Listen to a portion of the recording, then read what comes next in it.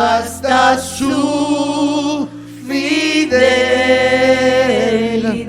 ¿Cuántos creen que Dios es fiel? Aleluya. Denle un aplauso fuerte al Señor. Gloria a Dios. Si usted cree en la fidelidad del Señor, alaba al Señor en esta mañana del Señor.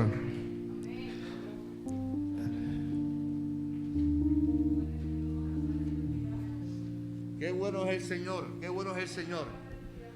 ¿Cuántos saben que nuestro Dios es bueno, es fiel? Amén. De eso vamos a hablar en esta mañana del Señor. La inagotable fidelidad de Dios.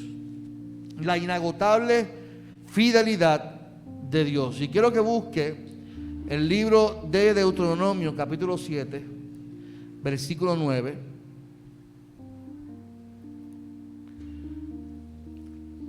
Deuteronomio, capítulo 7, versículo 9.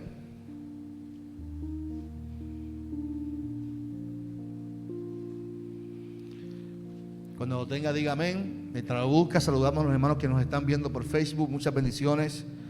Gracias por siempre conectarse con nosotros. Y los que estuvieron desde las 9:30, que fueron impactados por el testimonio de nuestra hermana Ruca. Los que no lo vieron, conéctese luego al video. Un testimonio impactante de nuestra hermana Ruca. Y espero que esta palabra sea también de edificación para tu vida. Pero ustedes, por eso ustedes deben reconocer a nuestro Dios, que es el Dios verdadero. Nuestro Dios cumple su pacto. Diga conmigo, nuestro Dios cumple su pacto con todos los descendientes de quienes lo aman y obedecen sus mandamientos. Se pueden sentar en esta mañana. Señor, te damos gloria y honra por tu presencia, por tu amor infinito. Gracias por tu bondad y gracias por tu fidelidad. Por tu fidelidad que nunca se acaba, es inagotable, Señor. Y te pido que tú hables al corazón de nuestros hermanos y hermanas en esta hora. En el nombre de Jesús oramos a ti. Ya conmigo, amén. Viendo como el mundo vive entre tantos retos que tiene la vida, y ahora que hay también, hay que incluirlos, los retos de los challenges de las redes sociales, redes de TikTok, de Facebook, de Instagram. Vivimos en un mundo de retos que queremos siempre alcanzar, y el mundo nos lanza retos. ¿Cómo somos tentados a creer a otras fuentes constantemente? Porque cada día se levantan más iglesias y se levantan más dogmas y se levantan más creencias.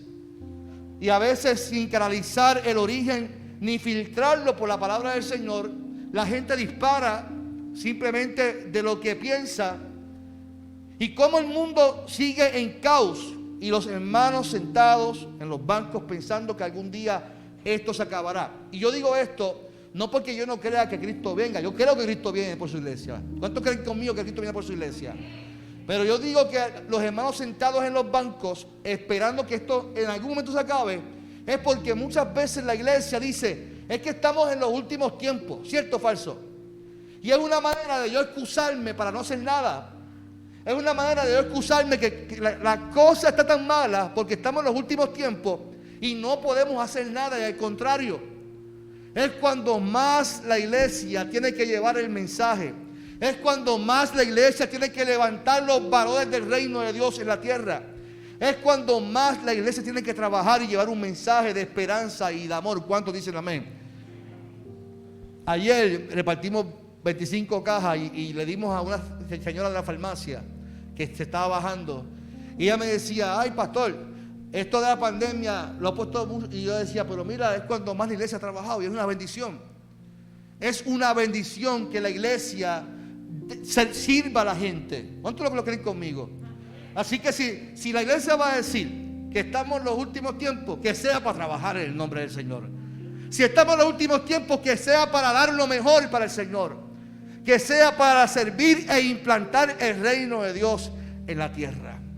Fíjese una cosa en este pasaje, trayéndolo al contexto de hoy. El pueblo de Israel, ya sabemos que era un pueblo de doble ánimo, que era débil en lo que creían. En el silencio de Dios creaban dioses ajenos. En el silencio de Dios buscaban la manera de saciar una necesidad, porque el ser humano, créame, que tiene muchas necesidades. Y una de las necesidades es buscar un ser supremo.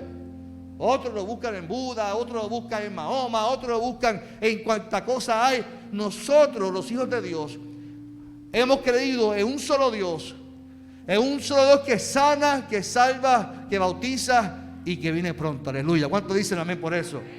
Así que, pero el pueblo era de doble ánimo. Era un pueblo débil en lo que creían, el pueblo de Israel.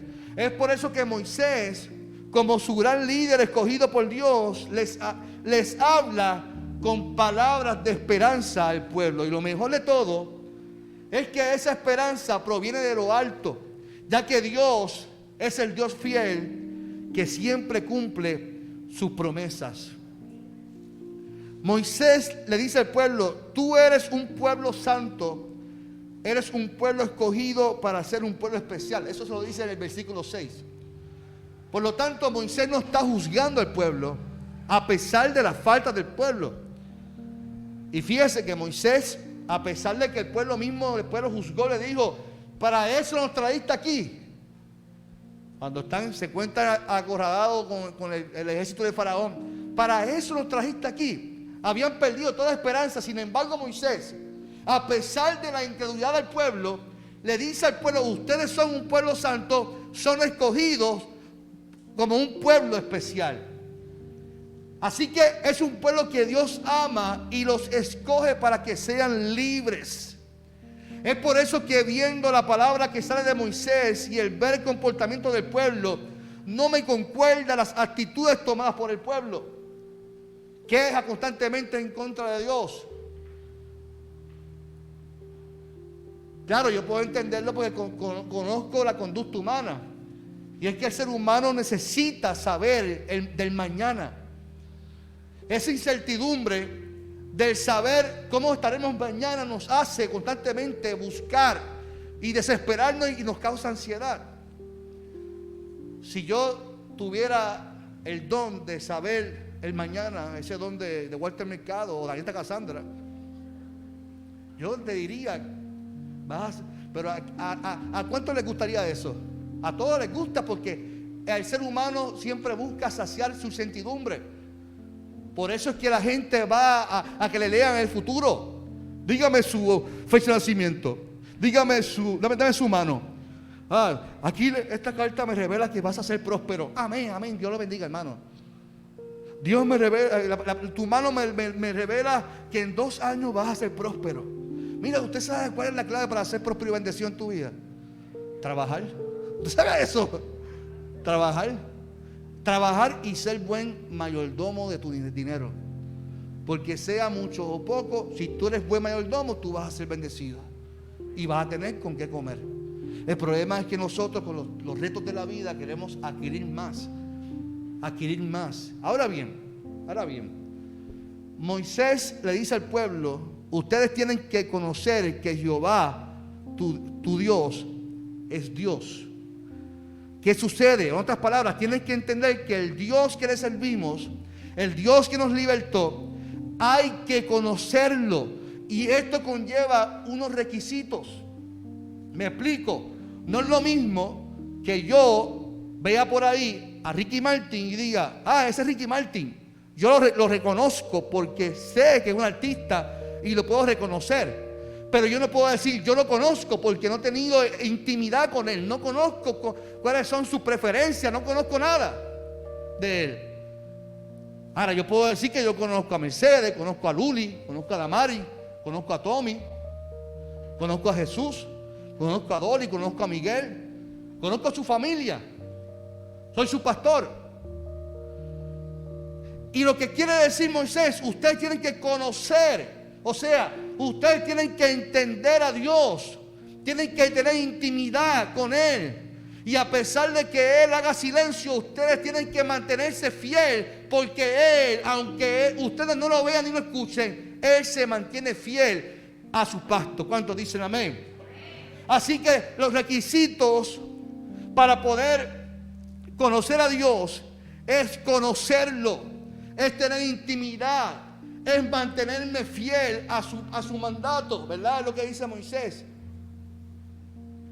Cuando conocemos a Dios podemos entrar en ese círculo de confianza con Dios. En la confianza de que Dios no me va a desamparar. A pesar, fíjese, a pesar de que a veces nos sentimos desamparados. Una cosa es nuestro sentimiento y una cosa o otra cosa es la realidad de que Dios no nos deja desamparados. Una cosa es yo sentirme solo o sola por mis emociones o por mis expectativas de la vida, y otra cosa es la realidad de que Dios no nos deja solo ni sola, aunque nos sintamos solos. Para esto hay que tener intimidad, entender la fidelidad de Dios, que es abrirnos a nuevos cambios a nuestra vida, a nuevos retos en la vida. Entender la fidelidad de Dios es confesarlo a los cuatro vientos, que Él es el Rey de nuestra vida. Entender su fidelidad te da madurez para creerle a Él, aunque no lo sienta, aunque no se me paren los pelos, que ya no me queda ni uno, ¿verdad? Pero ahí vamos. Se me eriza la piel, ahí que está el Señor. No necesariamente ahí está el Señor, ahí están tus emociones. Porque queremos ver a Dios en nuestras emociones, y Dios está en nuestras emociones, pero también está cuando nos metemos en una cueva, desesperado, atribulado. También está Dios cuando hay soledad y hay oscuridad, también ahí está Dios también. Está Dios cuando nos sentimos que el mar está ahí y no podemos cruzarlo, ahí también está Dios. Y fíjese que Él está y siempre se mantiene fiel. Está, aunque yo esté bien y aunque esté en una barca que esté en medio de una tormenta y piense que me va a hundir, ahí también está el Señor. Porque Él es un Dios fiel a su pacto. Aleluya. Él es un Dios fiel. Él es fiel y en Él no hay variación. Y es posible que en nuestra vida haya momentos difíciles, momentos donde nos sentamos desmayar. Pero la inagotable fidelidad de Dios, y digo inagotable porque no se agota, Él no va a fallar. Él siempre va a cumplir su pacto en nuestra vida. La inagotable fidelidad de Dios nos va a levantar y nos va a llevar a obtener la victoria. El cántico ruca que tú dices es: voy a tener victoria, la batalla es tuya, Señor. Si la batalla es del Señor, la victoria del Señor también es mía, es tuya. Hay un pacto que Dios hizo y hay un pacto que Él va a cumplir. Ese pacto no se ha roto. Ahora bien, para que sea un pacto tiene que haber dos partes, ¿cierto o falso? El día que yo me casé, aunque usted piense, mi familia, mi esposo y yo somos locos, así, ¿verdad? Y yo le dije: Dios mío, ¿por qué yo insistí tanto con mi esposa? Yo me la vacilo a ella. Y ella me dice: tú tuviste hasta el 12 de julio para decir que no. Y dijiste que sí, me tienes que aguantar ahora toda la vida. Y tienes que escuchar todo lo que yo te diga. Y yo: Dios mío, pero ¿por qué, Tommy? Pero allí hubo dos personas. Estuvo mi esposa y estuvo ¿quién? Y estuvo este servidor. Y ambos juramos un pacto de que en la pobreza, que en la escasez, en la enfermedad, en la salud, eso es un pacto que hicimos los dos. Que a pesar de la crisis que sufren toda la familia, hay un pacto ahí. Cuando usted y yo aceptamos al Señor, Dios o Jesucristo es el esposo y la iglesia es ¿quién? Es la esposa. Hay un pacto entre Dios como esposo de cuidar a la iglesia, de proteger la iglesia y de entregar a su hijo por su iglesia, para que su iglesia sea estable, esté bien, pueda servir e implantar un reino en la tierra. Lo que Moisés quiere que el pueblo entienda, que aunque ellos no vean a Dios, hay un Dios, hay una parte que cumple su pacto y nunca va a fallar. No sé si me está entendiendo en esta hora. Para que haya un pacto hay dos personas. Una de las personas, una de las partes nunca va a fallar a su pacto. Nunca va a fallar. Entregó a su hijo. Esta semana próxima comenzamos la semana mayor. ¿Y qué recordamos? El pacto. Él entregó a su hijo. Él murió para que usted y yo alcanzáramos salvación. Él murió para que usted y yo tengamos esperanza. Esperanza de que hay salvación en Cristo y que Él murió. Pero Él murió, resucitó, se levantó los 3 días. Y si Él venció la muerte, usted y yo también somos victoriosos en el nombre del Señor. Pero vamos a mostrar unos cuantos ejemplos. El ejemplo de Elías con el fuego. De que Dios es fiel a su pacto a pesar de nuestras incredulidades. Elías estaba en un momento dado con los falsos profetas y les dijo a los falsos profetas frente a la gente, para avergonzar a los falsos profetas, les dijo: si ustedes creen en ese Dios de ustedes, un Dios falso, vamos a echarle leña al altar. Vamos a echarle leña al altar y pídanle ustedes a su Dios. Vamos, pídale que descienda fuego de lo alto. Y esa gente empezó, unga, empezó a callar, para que bajara fuego del cielo. Y allí no cayó nada. Y Elías, como tenía intimidad con el maestro, conocía el Dios de pacto, conocía el Dios fiel, simplemente le miró al cielo y le dijo: Señor, te ruego que descienda fuego y que queme el altar. Automáticamente Dios, como es un Dios que cumple su pacto y es fiel, está con nosotros. Dice que bajó fuego del cielo y comenzó a quemar el altar. Eso lo hace un Dios de pacto. Fíjese, pero eso lo hace un Dios de pacto que no está dispuesto a simplemente cumplir nuestros caprichos, porque esto es importante que lo entendamos. El hecho de que Elías pidió y Dios respondió, no es que yo todo lo que le pida a Él me lo va a responder. Eso hay que entenderlo, porque la gente pide. Yo a veces lo comento y lo voy a decir con mucho respeto, pero para mí es una falta de amor y de compasión el hecho que yo tenga que pedir en el estacionamiento de un parking para que cuando yo llegue allí, porque yo soy una hija de Dios, pastor, yo soy un hijo de Dios, y cuando yo voy a un parking, Dios me tiene que tener un parking para mí exclusivo allí. O sea, no hay guerra en el mundo, no hay hambre, no hay nada que Dios esté pendiente. Dios está pendiente a tu parking. No hay nada en esta vida, no hay crisis en este mundo, Jesús, que Dios tiene que abrir los cielos para que tú consigas un maldito parking. No, hermano, Dios no está dispuesto a simplemente cumplir nuestros caprichos. Dios es un Dios que cumple su promesa de bendecirte, de restaurarte, cuando tú decides caminar en obediencia al Señor. No por caprichos, a dar bendición. Él entregó a su hijo, ya con eso es suficiente.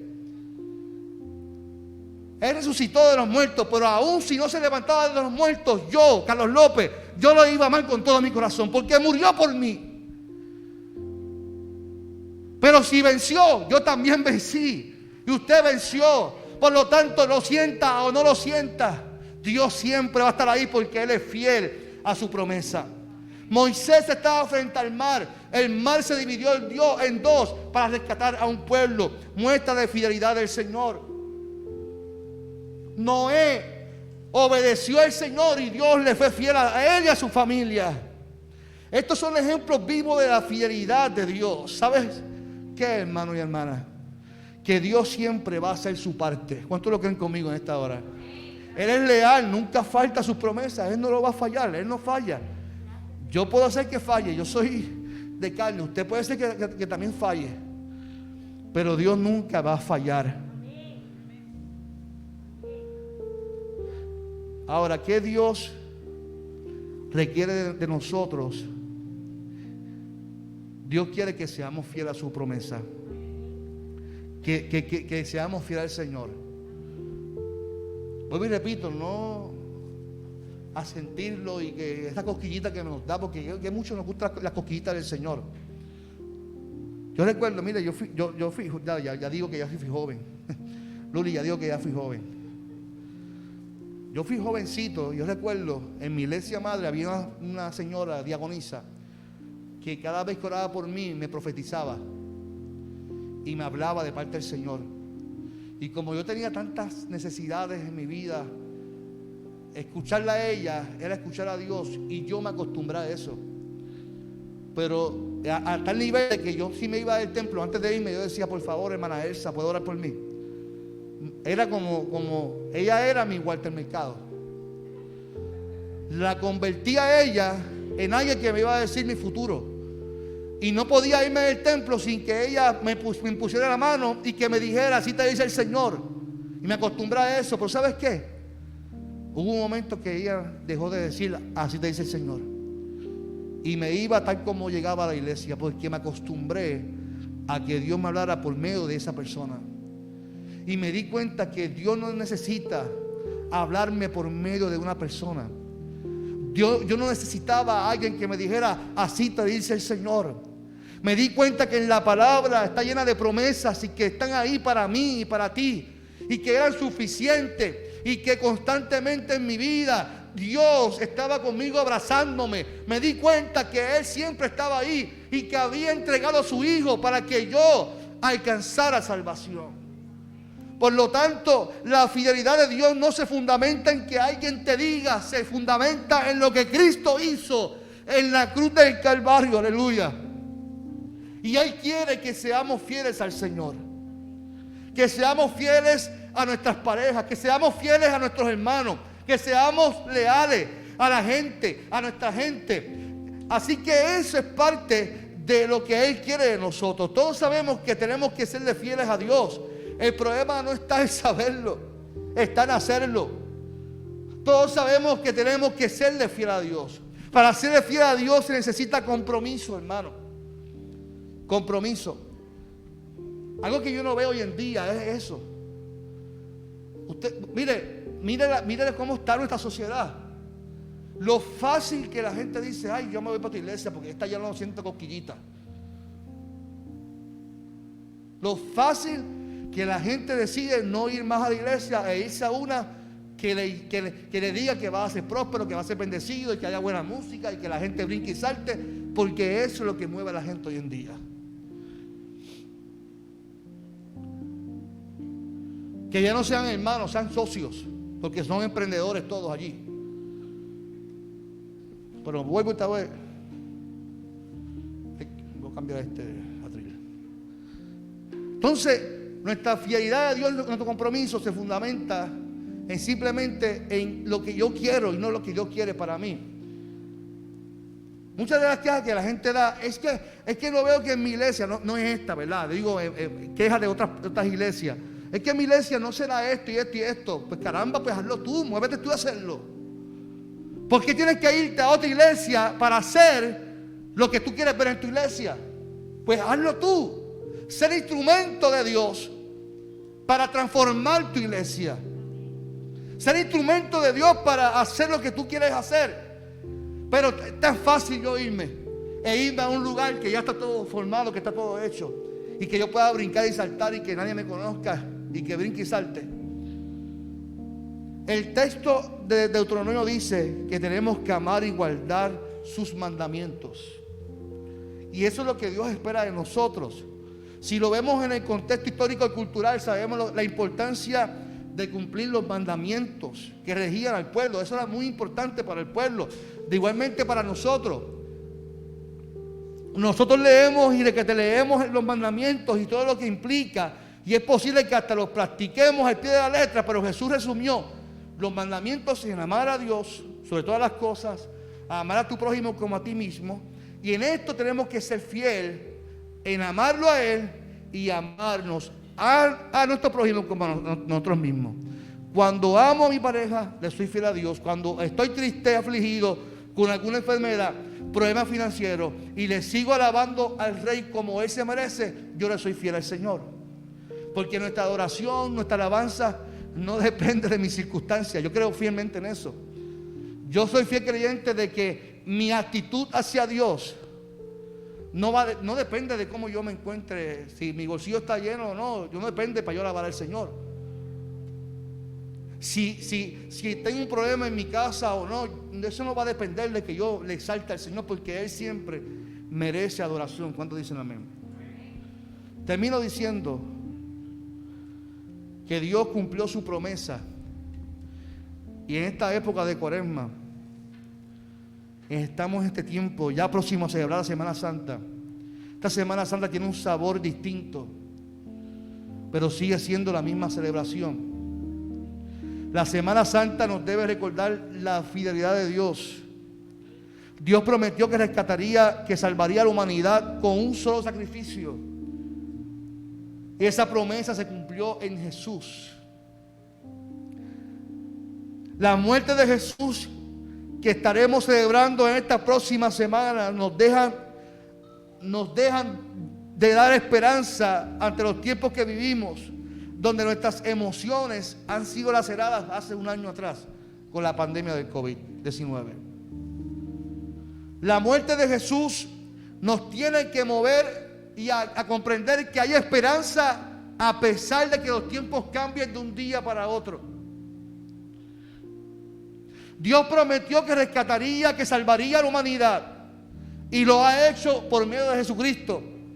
Pero la iglesia tiene que afirmar ante el COVID, ante la pandemia, ante los nuevos retos, que Él sigue levantándose, y usted y yo también nos seguimos levantando, no importando las circunstancias. ¿Cuántos dicen amén? Vivimos tiempos donde la ansiedad aumenta, donde florecen las crisis, donde nuestras emociones son laceradas.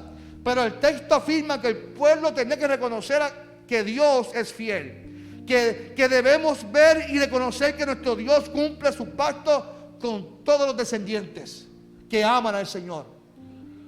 Iglesia, en Jesús se cumple entonces la promesa, se cumple el pacto y se cumple también tu victoria en el nombre poderoso de Jesús. Que el tiempo es de Dios, que el tiempo es de Dios, y que lo único que nos podemos decir en esta hora, no hay problema ni circunstancia en lo que Dios, mi Dios, no pueda obrar. Dios siempre va a obrar en tu crisis. Dios siempre va a obrar en tu necesidad. Dios siempre te va a levantar. No importa el tiempo, no importa cuán largo o corto sea el tiempo. Lo importante es saber, Marisa, que nuestra crisis tiene una fecha de expiración y que esa fecha está pronto a llegar y que vamos a ver la victoria, porque nuestro Dios es un Dios fiel. La inagotable fidelidad del Señor, aleluya. Que nuestro Dios es fiel. No importa el tiempo que estés viviendo en tu situación. Lo importante es que aquí adentro en tu mente, en tu corazón, tú estés seguro, estés segura que Dios va a cumplir su pacto contigo. Serle fiel al Señor. Él te abraza. Él te abraza en esta hora y te levanta en el nombre del Señor. Porque es su forma de mirar, como es el cántico, es su forma de actuar. Porque Dios nos ama con amor eterno. Entregó a su Hijo para que tú alcanzaras sanidad, alcanzaras salvación, alcanzaras integridad, alcanzaras todo en el nombre del Señor. Es su forma de mirar.